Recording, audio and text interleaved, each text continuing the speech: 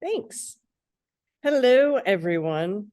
We are going to be making 3 different kinds of fold books today to be able to create some creative zines. So I'm going to switch over to my overhead camera in just a second, but I'll start by sort of showing this is my little Who Am I zine, where I just kind of tell people this is what I do, and this is what we do in the space, and this is how we do it. And then also I like to garden when I'm not making zines or books. So we're going to start with what's called a single page fold book, or what's called a onesie. So this is made with a single sheet of paper. So we'll start with our onesie, and then we'll move into what I call our snake fold book. So that gives us a really funky dimensional book.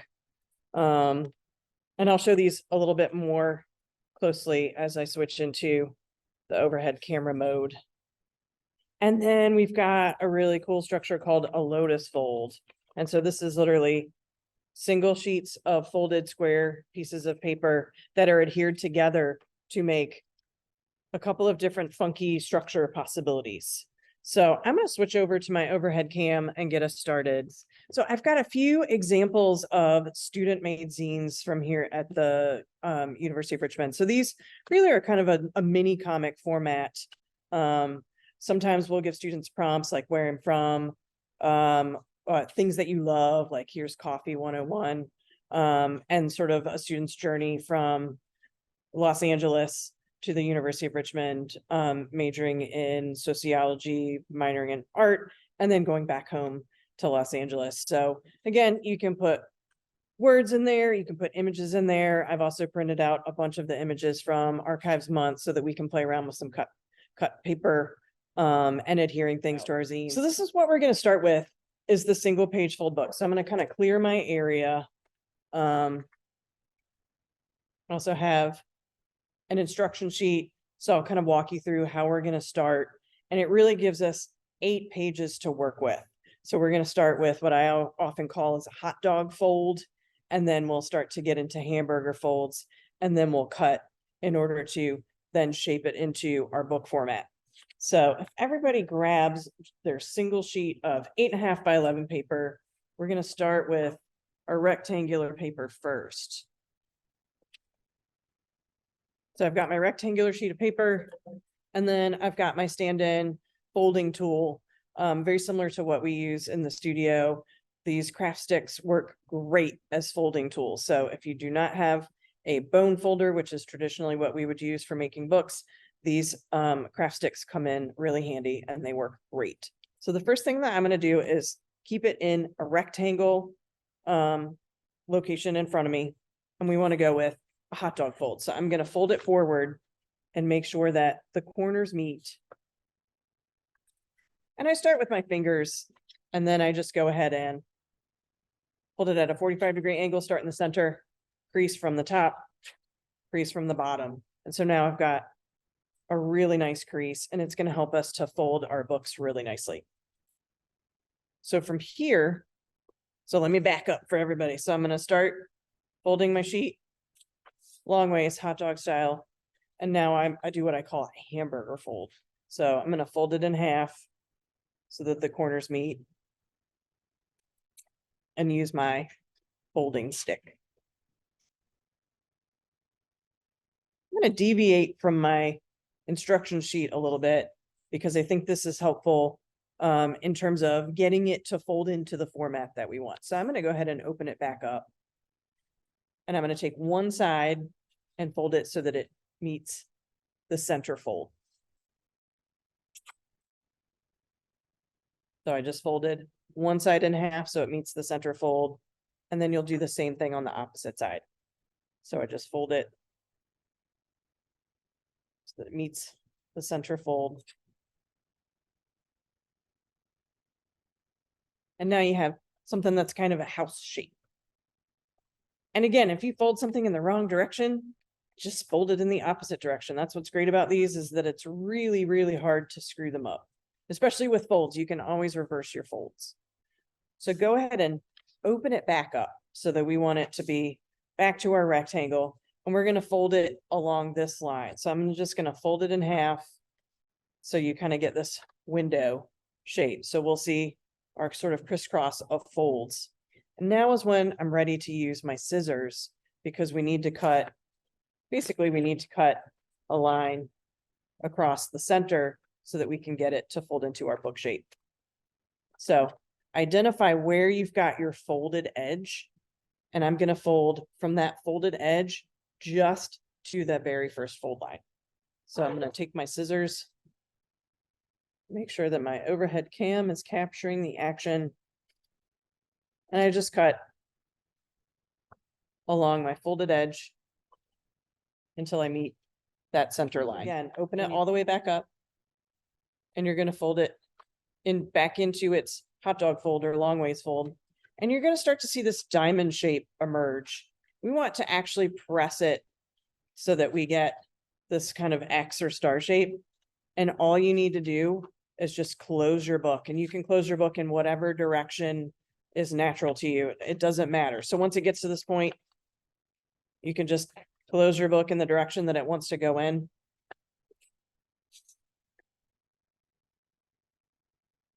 And now you have an 8-page book that's made out of one sheet of paper, and it doesn't require any glue. What's also kind of fun, and as we start to put content in our books, I'll show you some things that you can do to modify these. What's great is you've got these little interior areas that you could actually add content to. So you can have peekaboos, you can cut windows out and have little flaps open. So there's a lot that you can do beyond just writing onto the pages, gluing onto the pages, or putting images on there. You can actually utilize the inside of this book or the back side of the paper to be able to add content to it. So that's the single page fold book, the onesie. So I'm going to move on to the snake fold book. So we're slowly building in folding complexity as we go. And then I'm going to start to show you how you can put content in those different structures. So I'm going to grab another sheet of 8.5 by 11 paper, and I will start by walking you through my instruction sheet. So this is one where we have to fold our pages into thirds, and it really, I rarely use a ruler. I usually eyeball things when I'm making books, unless it's absolutely necessary to make sure that something's like precisely a certain measurement. So I'm going to show you how to just eyeball creating a fold into thirds, and then we're going to create fold it in half and then fold it in half again so that we can get this kind of M shape when we start to cut. So it'll look kind of funky, and hopefully it'll make sense once we actually start to put the book together. So let me set this aside. What I like to do is kind of set it in front of me so that it is portrait orientation. So it's longer moving this way and shorter from left to right. And I literally just start to kind of turn it into a folded tube. So I'm just trying to get it to fold into thirds. And I just slowly line things up and pull it into place. So I've got it folded into thirds, and I'll open it up again to show everybody. So again, I've got it long ways, folded into thirds, and now I'm going to fold it in half.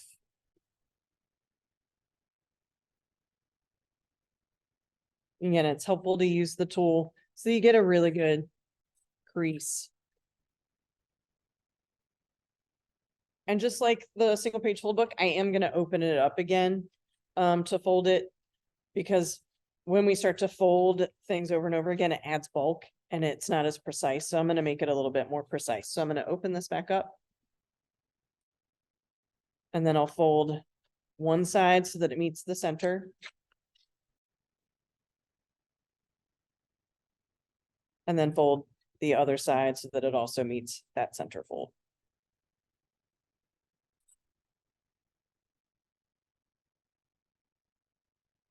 And again, you've got this little house shape that emerges. Now we're going to open it back up again. So I'm going to pull my sheet back just to kind of show you. We're trying to cut along opposite sides of our fold line. So I'll show you first where I'm going to cut but basically I'm just trying to alternate the sides, and it really will make an M shape with the paper once we cut. So I'm going to cut along those two folds, switch sides, cut along the top two folds, and then switch sides again. So I'm going to grab my scissors. So I'm just going to start and cut along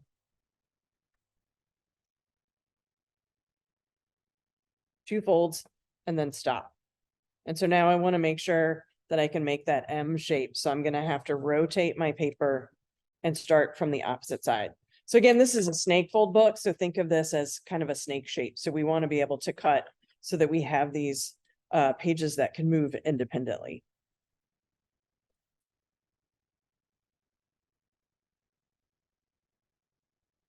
And then I'm going to rotate again. So again, I'm starting to get to my desired M shape with my book.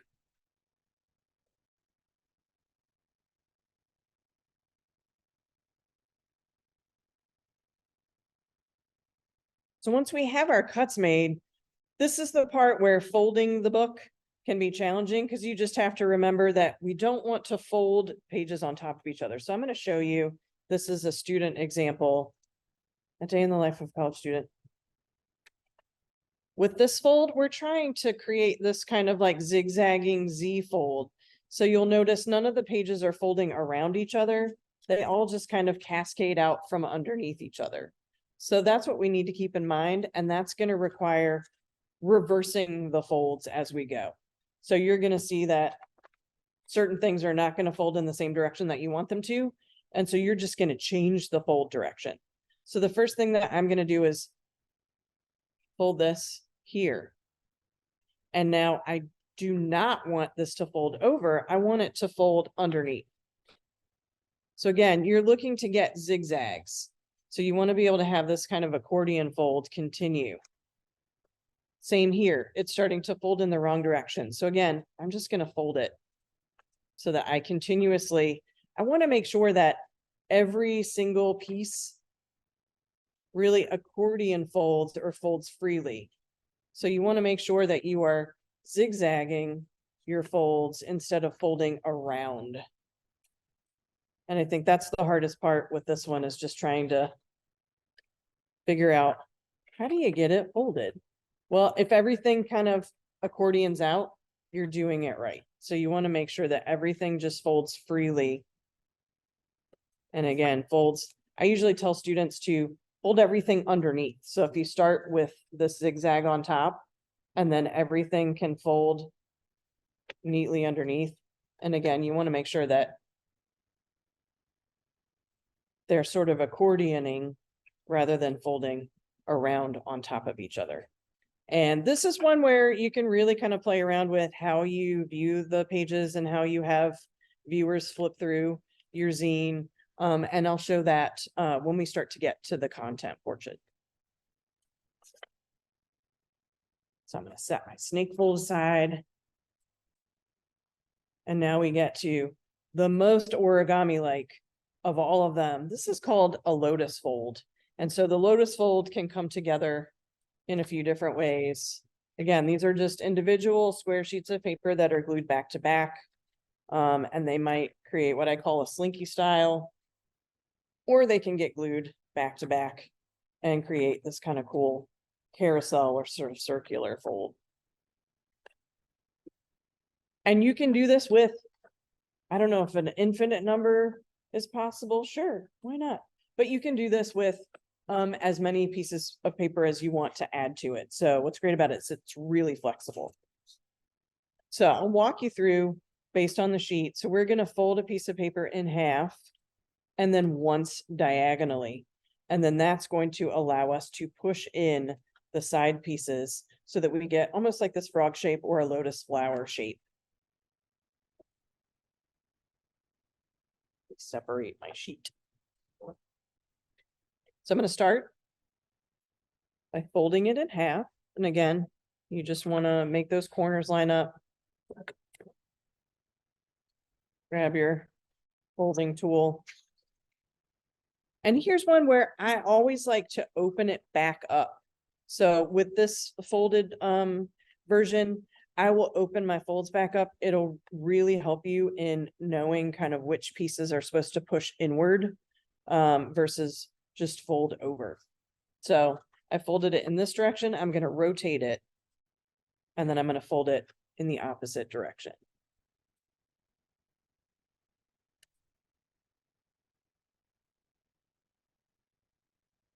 And again, I want to open it back up. So this is another way that you can help to really make the folds just go in the right direction that you want them to, rather than having to reverse folds. If I have this so that all my folds are folding inward, I'm going to flip my sheet of paper over, and I'm going to fold it backwards to make my diagonal fold.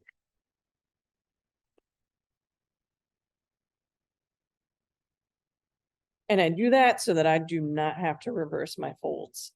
So now I've got this shape that automatically wants to close into the lotus fold. So where your diagonal folds are, they should fold inward so that they fold down, and then you can kind of press it shut.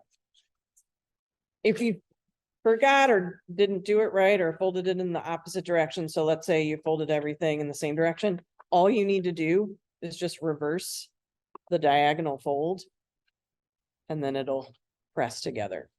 So just kind of knowing which direction your folds are going will help you in terms of the structure, because these little diagonal pieces will need to fold inward. So I am going to be using 5 sheets. So I'm going to go ahead and fold 5 individual sheets, and then show everyone how to glue them together to either do the slinky style or the carousel style. And then I've got some completed fold book zines, Lotus Fold zines, that I will show as examples as everybody starts to think about what their content's going to be. And as a reminder, you only need 1 diagonal fold. Every time I have students do it, they'll go overboard and fold the diagonal twice. We just need 1 diagonal fold.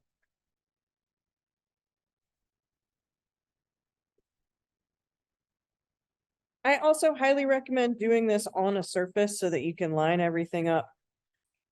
A lot of times you want to hold it up and try to line things up. It's so much easier to get things precise if you can keep one side of your page on the table. All right, so now I have all 5 of my pages. Again, you can add many pages to this, so you can go much longer with the structure of your book if you want to add more pages and you have more content. I've got a student example.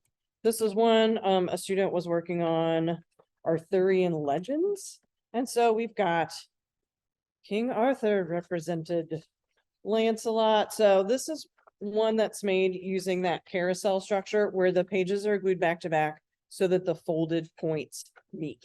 So that is just one option. I've got another one here that was made by an artist. Basically during tax time, she was overwhelmed with all of the paperwork, and so she created this slinky style lotus fold that really kind of cascades, which I think is a really fun style. So I call it the slinky style because you can kind of play with it a little bit like you would play with a metal slinky. So those are 2 different options in terms of how you glue it together. So I'm going to show you. If you locate the folded point, so basically the side where all of the points come together, and you want to make the carousel style, the style that opens at a point, you would glue those back to back so that they line up with the closed point. So I'm just going to get 2 of them and make sure 2 of those closed points are lining up with each other. I'm going to grab one of my glue sticks, and I'm just going to create a glued perimeter and then just kind of squiggle in the middle. Make sure that I get plenty of glue on there. And then I try to make sure that I find my closed point, lines up with the closed point, and then I can set it on top. And then use my folding tool. You can also open this up and fold right where we have glued the two pieces of paper back to back. So for the carousel style, I have now glued those two back to back, and I can continue to do so for the carousel style. So again, for carousel, if you want it to be a circular, you would glue the points so that they line up. So now if you want to do the slinky style so that you can get something that opens up and becomes a really long piece, we're actually going to match closed edge to open edge. So we want to do opposite sides when we glue it together. So I'm going to find my closed edge, I'm going to find my open edge, and I'm going to make sure that those two are going to match up so that they open opposite directions from each other. So I'm going to go ahead and put my glue down.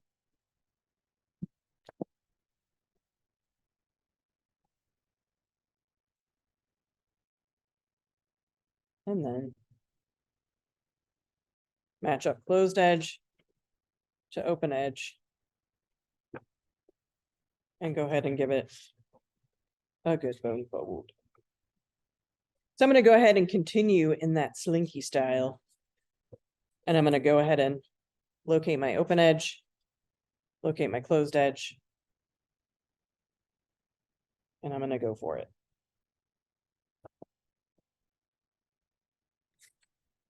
And now really the challenging part is just what to put in terms of content. And let me go through and share sort of how these are numbered in terms of how you page through them. So the snake fold is the most challenging in terms of how you want to go about putting your content in. I'll start with the single page fold book. If you were to say, lay this out on the computer, you wanted to do it in Microsoft Word, you wanted to do it in another graphics program, you just want to make sure that you are numbering your pages. So this is number 1. This is page number 2. Ooh, page number 3, 4, 5, 6, 7, 8. So this is a great way to plan your zine and figure out how those pages are going to come together. So pages 1 and 2 are next to each other. You can see that pages 4, 5, and 6 are upside down. Well, I guess for me right now, pages 8, 1, 2, and 3 are upside down, and 4, 5, and 6 are 4, 5, 6, and 7 are right side up. But that will help you plan your content if you're doing this in on the computer, or even just thinking about starting to glue things down or write things to create your zine. You now know you've got page 1 here, page 8 here, and this gives you a really good idea of where things are supposed to go and what's supposed to be upside down and what is right side up. Now I'll page through this snake fold book. Oh, and now I'm at the back. So this one is a day in the life of a college student. So this is just one of several different ways to be able to page through or showcase image and text in the snake fold book. So we're opening at 8 a.m. The student has to get out of bed and eat. So now where do you go? We flip it up like this. And so we've got class at 9. Now where do you go? Okay, we got to move over here. 12 o'clock. Eat lunch. Go to, oh, hold on, I missed out. No, I didn't. We're good. 2 a.m. Go to sleep and repeat. So you can see that this can be a little confusing, but also it's kind of fun. What I love about this style of book is that you can create an image or text or something that kind of works on the backside on one entire sheet of paper in terms of the way that you read it. You could also open it like this. So you can have it top to bottom, and then you can have it fold down and have somebody read it like that and open it like this. And so really it's just a question of getting your numbering system and saying, okay, this is page 1, this is 2, this is 3. this is the order in which 4, 5, they'd still see 1,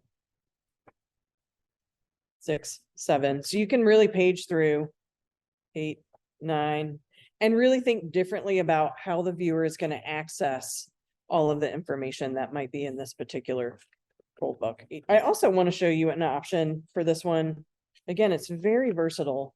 I've had a student who wanted to actually glue some of these pages together to have kind of an alternating accordion fold, which I thought was really cool.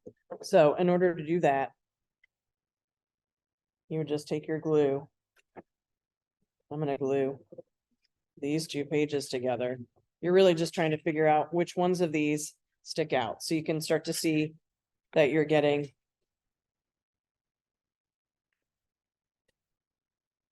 these pieces that are jutting out. That's what I want to. You don't even need to put words in it. So this is actually a book by Utah-based artist Marnie Powers-Torrey, and she does a lot of alternative photo processes and also likes to just collect things when she's traveling. So all of these are sort of typically rusty pieces of metal that she finds by the side of the road. And this is called Roadside Attractions, Volume 1. And now we're ready to put content into our zines. And I feel like that's always the hardest part if you don't know what you're doing. What's the content? So I went ahead and I printed out the prompts for Archives Month. So we've got, what is something that makes you happy?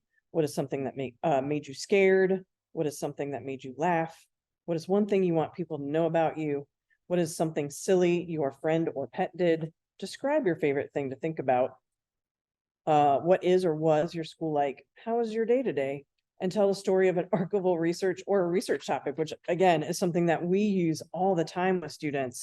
And I feel like that's a really great way to have a jumping off point. Here's some other ones. What do you collect? Tell the story of an important memory. Write about your family, community, hometown history.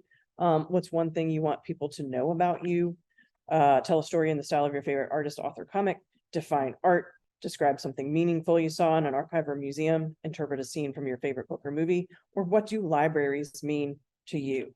So I need to choose a topic and I need to choose a format. And I'm going to go ahead and use my Lotus Fold book. And I'm going to choose, I might try to do the what is something silly your friend or pet did. So for me, in terms of looking at this book structure, it's really playful and it goes in a lot of different directions and it's kind of all over the place. I'm gonna showcase, I think, my 2 cats. So I've got 2 2-year-old cats, they're siblings. They're extremely high energy and they are usually chasing each other at very high speeds throughout the house and sometimes knocking things over and something, knocking into people. You find toys in weird places. So I think I'm going to start by trying to represent my cats, maybe bouncing off of these different areas. So just thinking about how might I represent drawing my cats, jumping from one quadrant of the book to the next. So that's what I like about this book, is thinking about how do these panels function as pages, and you can really segment them in terms of how you might want to put content in there. So that's how I'm going to jump in. And also it's really hard to draw on command. I love that everyone has their screens off so that you don't have to show people what you're drawing. Every time when I made this scene, it took me like 8 or 9 tries to figure out how I wanted to draw stuff. I feel like even though I teach people how to make these every day, I don't necessarily have a daily drawing practice. And it can be difficult for me to find a jumping off point to kind of start making things. So please don't judge my terrible ability to draw my cats. I'd also like to stress, I am not a comic artist. I'm usually a stare at something and draw it artist. So no judgments here. I'm also going to utilize some of my cutouts from Archives Month. I really liked this one that had the mosaic tile in it. So I'm going to cut some out and actually create like a floor pattern for the cats to jump on. Here's one. And I'm going to make the other one climbing up. Let's call this the scratching post. So here's one jumping after this one, trying to get on a cat tree. So now I'm going to move on. And I'm going to create a floor. I brought markers out too. I usually like to start with pencil because I don't feel very confident about my abilities until I get something down on paper. I'm just trying to cut it so that it doesn't cross over a fold. And usually when I teach these fold books, I will teach all three of these structures at the same time and have students pick one that they want to work with. And that's something that they might finish in one class session, or they might come back and show what they've worked on outside of class. So I always like to see which one inspires them, and then what they put in it. So pick the format that inspires you. Maybe you just want to do one single Lotus Fold page and it's double-sided and that's your zine, and that's okay. I feel like I'm a little ambitious with the 5-page zine right now. Might cut some shapes out, some cat shapes out of my paper to be able to actually put into this tile area. And making a better cut paper cat than a drawing of a cat. So now I can have somebody relaxing on my tile floor. I'm gonna check out and see what else I've got in here, but these are kind of the things that I was inspired by. I love one that we have from one of our books here. So this gives you kind of an intro. So I might say, this is about Tibby and Barney. So that's going to be the cover of my zine. And then we're going to enter into, I might actually have them run all around this page, which I'm going to jump into thinking about how I might utilize my snake fold book.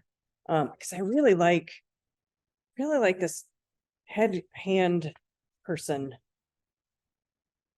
And I feel like it's telling you to go in a certain direction, which I really like.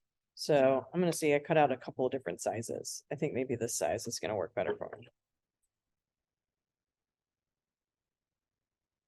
So I'm going to start backwards, and honestly, it might be really fun now that I've cut.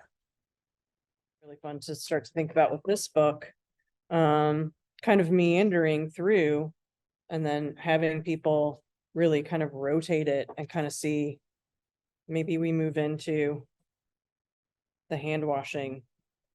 And these are also, I want to stress, these are scalable. So you could use really large sheets of paper, bigger. So I know when I was at Zine Fest over last weekend, there were so much larger size zines that I could tell were made with 11 by 17 paper. So you can definitely go much larger with it.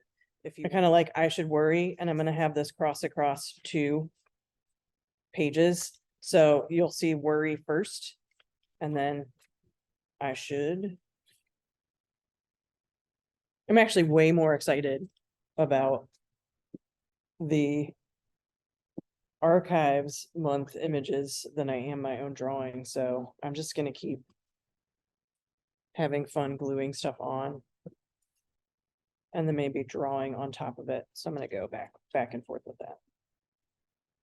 So those are 3 different structural options that you can play with that are super easy to start to make your own zines, mini comics, and also weird collages. Yeah, please download the sheet. So I realize the Lotus Fold can be difficult, especially if you're not in person. So hopefully the instruction sheet will be a little bit easier to follow. I would love to see the finished version of the cats. I'll work on that.